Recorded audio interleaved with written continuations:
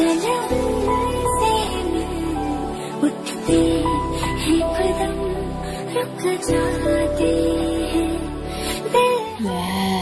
qu'est-ce qu'elles dansent bien.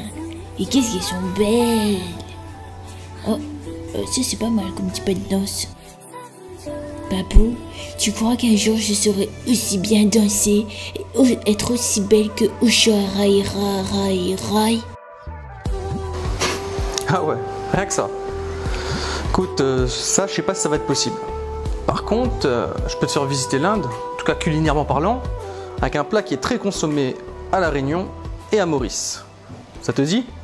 Allez, on y va.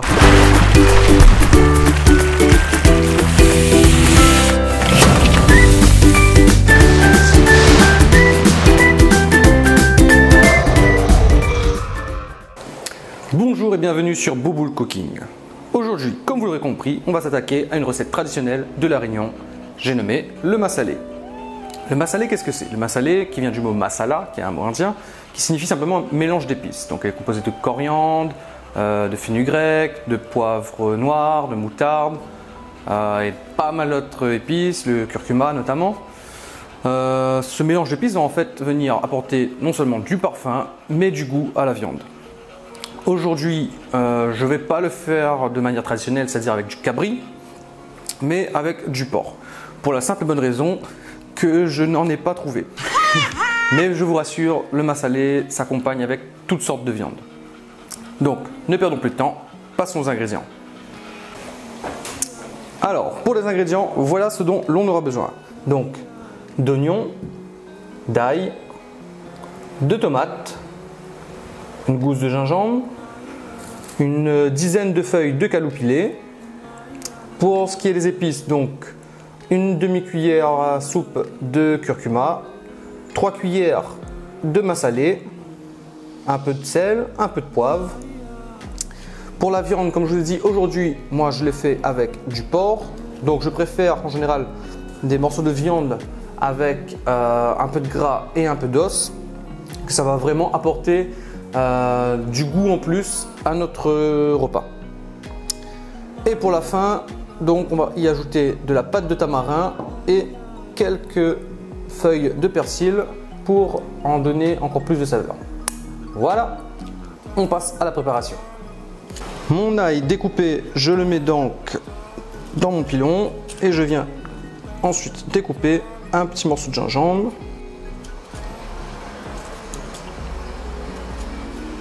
Donc j'enlève l'écorce et je garde l'intérieur. Hop là.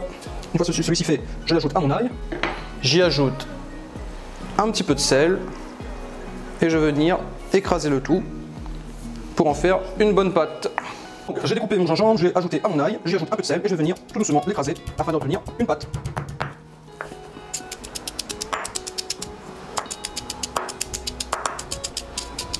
Mon ail, mon gingembre est prêt, je m'attaque à mon oignon.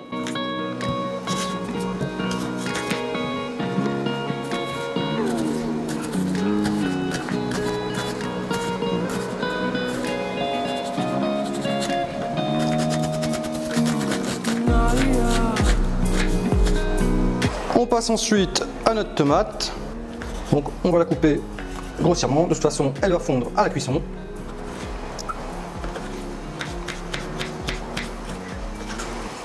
De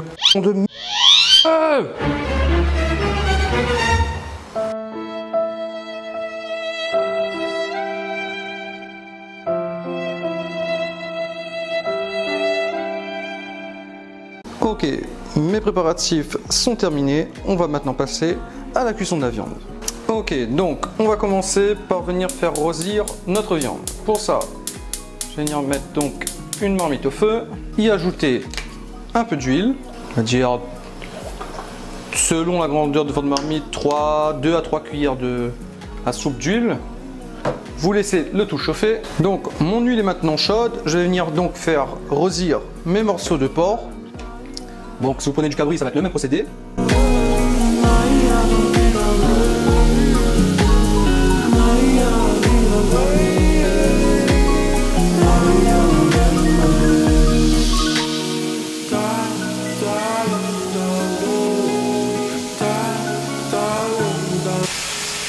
J'y ajoute ensuite quelques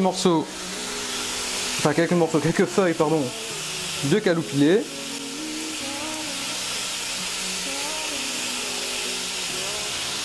Et je mélange de nouveau. Je fais bien attention à ce que ça ne se colle pas. Voilà donc pourquoi aussi il faut préférer les morceaux gras.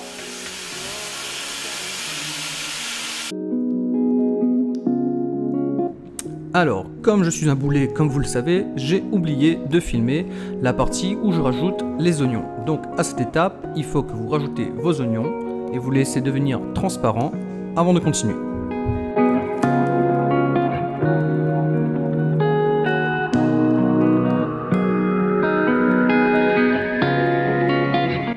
Donc une fois que ma viande a pris une belle couleur, que mes oignons sont bien transparents, je vais y ajouter donc mes tomates, mon massalé, le curcuma, le sel et le poivre et je viens bien mélanger le tout.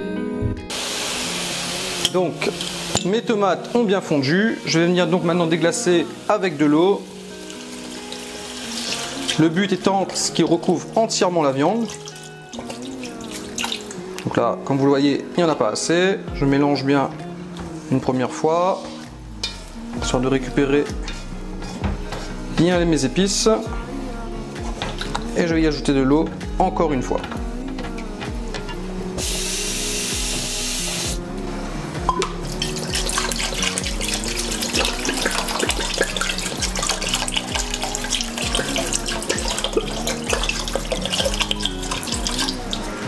Voilà. Je peux à nouveau ajouter quelques branches de caloupilé qui va donc venir s'infuser dans notre préparation. Oui, c'est un plat qui est conseillé aux gens qui aiment les épices parce que c'est vrai que là, il n'en manque pas. Je sais pas si c'est très français ce que je viens de dire d'ailleurs. Donc maintenant, je vais les laisser mijoter à feu moyen pendant une vingtaine de minutes facile. Bien sûr, je viens contrôler régulièrement la quantité d'eau qui reste jusqu'à ce que la viande soit totalement tendre.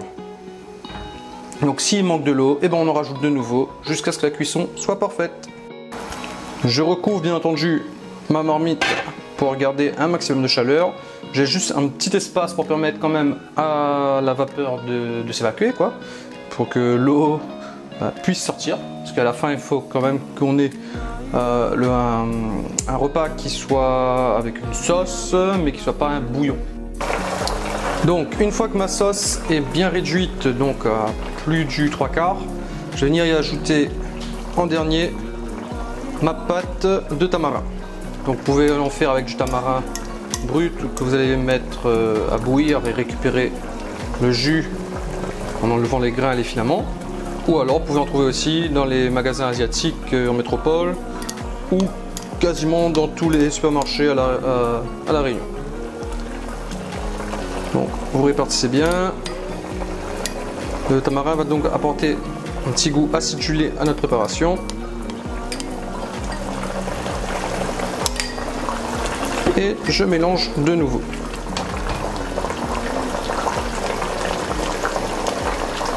Vous voyez déjà que c'est une très belle couleur. Et je vais laisser réduire pour avoir une sauce un peu plus consistante.